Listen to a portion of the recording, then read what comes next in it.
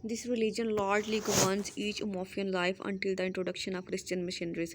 कि इनका जो रिलीजन होता है ना, इसके जो जो रूल्स और रेगुलेशन होते हैं वहाँ पे उमाफिया के जितने भी लोग होते हैं वो उसको स्ट्रिक्टली फॉलो करते हैं, लेकिन तब तक जब तक वहाँ पे जो क्रिश्चियन मिशनरीज होते हैं वो नहीं आ जाते, वो आके वहाँ पे कब्ज़ा नहीं कर लेते, तब तक जो है जो उनका उमाफिया रिलीजन होता है उसको बहुत ज़्यादा लोग मानते हैं, उसके अकॉर्डिंग चलते हैं, उसको फॉलो करते हैं। One these missionaries are introduced the western religion of Christianity begins to impose.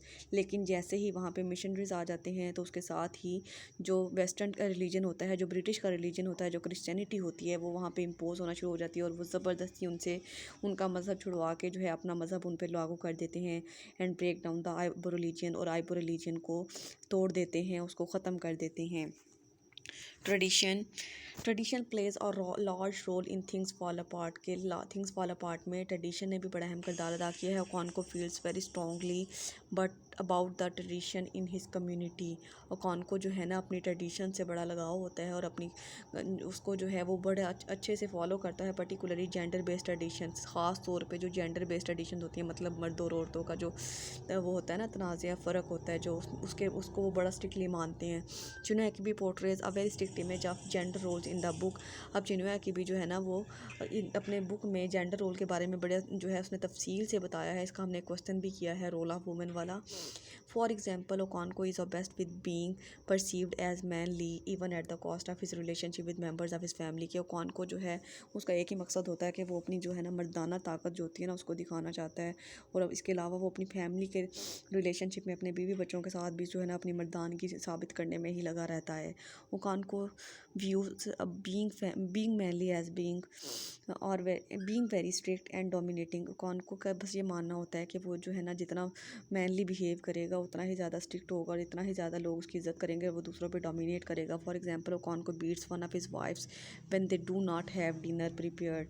मतलब ओकॉनको जो होता है अपनी बीवी को मारता है जब उसने उसके लिए खाना नहीं बनाया होता है। As this for the typical role of women, यानी जिस तरह की वो टिपिकल टाइप का यानी ट्रेडिशंस होती है ना, वो ऐसी ट्रेडिशंस को वो फॉलो कर रहे होते हैं।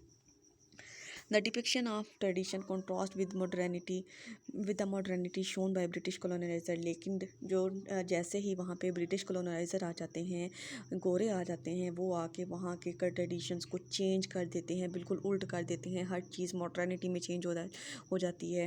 As the British are colonising Okonkwo the community. जैसा कि हम जानते हैं कि ब्रिटिश ने जो था ओकॉनको की कम्युनिटी पे कब्ज़ा कर लिया था। दे impose their own traditions upon the community. जाहिर सी बात है जिन्होंने कब्ज़ा कर लिया, जो काबिज़ हो गए, तो वो वहाँ पे अपनी ट्रेडिशंस लागू करेंगे ना, वहाँ की ट्रेडिशंस को तो नहीं ना रहने देंगे। एंड पनिश और imprison those that do not confirm with the new traditions. और वो लोग उन लोगों को सज़ा देते थे और कैद में डाल देते थे जो लोग न्यू ट्रेडिशंस को फॉलो नहीं करते थे।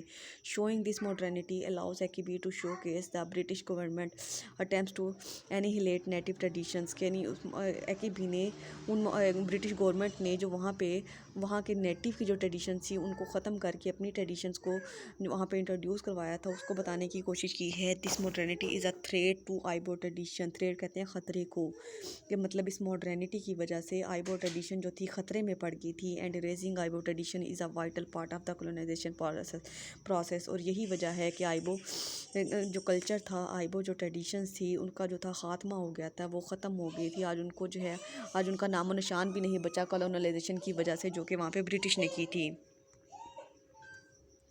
Language plays an important role in Things Fall Apart and Igbo culture. अब लैंग्वेज जो है थिंग्स फॉल अपार्ट में और आइबो कल्चर में बहुत अहम रोल प्ले करती है। In Igbo culture language is celebrated and skilled speaker are put in leadership roles. कि लैंग्वेज जो है उसको भी बड़ा माना जाता है, उसको उसके जो स्किल्ड स्पीकर्स होते हैं, जो बहुत माहिर होते हैं बोलने में, उनको जो है लीडरशिप बना का रोल दिया जाता है, उनको हुक्मरान माना जाता है, उनको लीडर समझा जाता है। चिन्यू एक्बी शोज डैट द आइबो language is highly formal complex and imaginative. अब ये हमें जो है चिन्यू एक्बी ने जो इसमें लैंग्वेज यूज़ की है ये तो हमें इसके नाम देख के ही पता चल जाता है ना, जैसे इनके कितने अजीबोगरीब नाम हैं जो कि बहुत ज़्यादा कॉम्प्लेक्स लगते हैं, हाई फॉर्मल हैं, विच वेस्टर्न कंसेप्शन इग्नोर्स। उसने ऐसी लैंग्वेज यूज़ की है जो कि वेस्टर्न कंसेप्शन जो होते हैं, जो ब्रिटिश होते हैं ना, जो गोरे होते हैं, वो उसको इग्नोर करते हैं, वो अब इस जुबान को नहीं मानते। This language also poses a barrier when British missionaries come to their community. लेकिन ये लैंग्वेज जो उसने यूज़ की थी उसको भी रोक दिया गया था, वो भी एक जो थी ना उसको भी ख़त्म कर दिया गया था जब ब्रिटिश मिशनरीज ने आके वहाँ पे उनकी कम्युनिटी पे कब्जा किया था। AKB uses the language to show one of the major effects colonization had on communities within Africa, कि उसने AKB ने ये भी बताने की कोशिश की है कि जब जो थी ना गोरों ने आके वहाँ पे कॉलोनाइजेशन की थी, अफ्रीका पे कब्ज़ा किया था, तो उन्होंने वहाँ की हर चीज़ को ख़त्म कर दिया था। वो चाहे उनका रिलीजियन था, चाहे उनका जो उनके कस्टम्स थे, ट्रेडिशंस थी, कल्चर था, या फिर लैंग्वेज थी, हर चीज़ पे वो काबिज़ हो गए था। आई होप सो कि आपको लेक्चर की अच्छे से समझ आ गई है। अगर वीडियो अच्छी लगे तो लाइक कमेंट एंड शेयर ज़रूर करें। अल्लाह हाफ़िज़।